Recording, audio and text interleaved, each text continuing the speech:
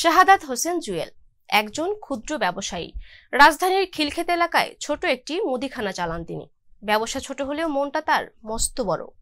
দ্রব্যমূল্যের বাজার যখন ঊর্ধ্বমুখী, মানুষ বাজারে গিয়ে যখন ভাবেন কি বাদ দিয়ে কি কিনবেন, এমন অস্থির সময়ে জুয়েল আবিষ্কার করেছেন এক অভিনব পথ, যে পথে রয়েছে সব সমস্যার সমাধান। সাধ্যের মধ্যে মিলবে সবকিছু। খাদিজা নিবার প্রতিবেদন, ছবি তুলেছেন রিয়াদুর রহমান পিঞ্জু।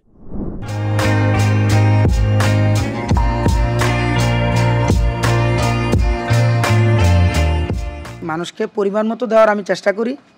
ব্যতিক্রম বলতে এতটুকুই, সবই আছে, কিন্তু এখানে মানুষ তার ইচ্ছা মতো পণ্য কিনতে পারে, তার যতটুকু প্রয়োজন সে ততটুকুই নিতে পারে। আমি এর সাথে মাছ মাংস অ্যাড করেছি, সেটাও সেই মানুষের প্রয়োজনের তাগিদে, প্রয়োজনীয়তা উপলব্ধি করে।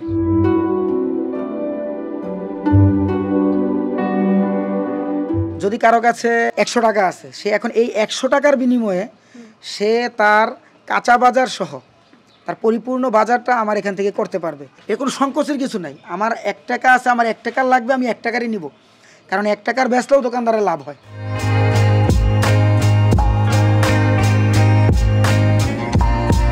মনে করেন অন্য কোথাও দোকানে গেলে একটা জুস কিনতে গেলে মানে সর্বোচ্চ 25 টাকা লাগে, 25 টাকার নিচে কোনো জুস নেই। আমাদের জুয়েল মামা কিন্তু অনেক মন মানসিকতা অনেক ভালো।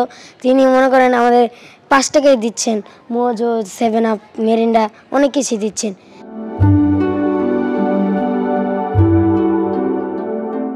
লাভের পরিমাণ অনেক কম। দেখা যায় সবাই তো আর অল্প টাকার বাজার করতে আসে না, আমার কাছে সকল শ্রেণীর মানুষই বাজার করতে আসে। তো তাদের মাধ্যমে দেখা যায় আমার ডান বাম করে কিন্তু সমান সমান একটা ইয়ে থাকে।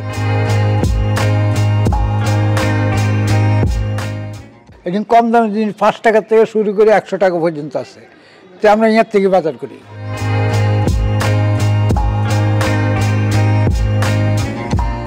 যা চাচ্ছেন আপনি 1 টাকার, 2 টাকার, 3 টাকার, 5 টাকার সবই কিন্তু ওনার এখানে হচ্ছে। সেই ক্ষেত্রে আপনি এটা ওনার অবশ্যই একটা মহৎ উদ্যোগ।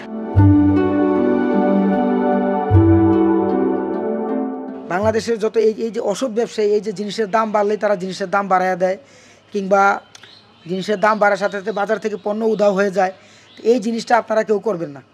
আপনারা সৎ থাকেন সুন্দর একটা বাংলাদেশ গড়ার জন্য। আমি মনে করি এই ব্যবসায়ীরা এগিয়ে আসলেই সুন্দর একটা বাংলাদেশ ইনশাল্লাহ হয়ে যাবে।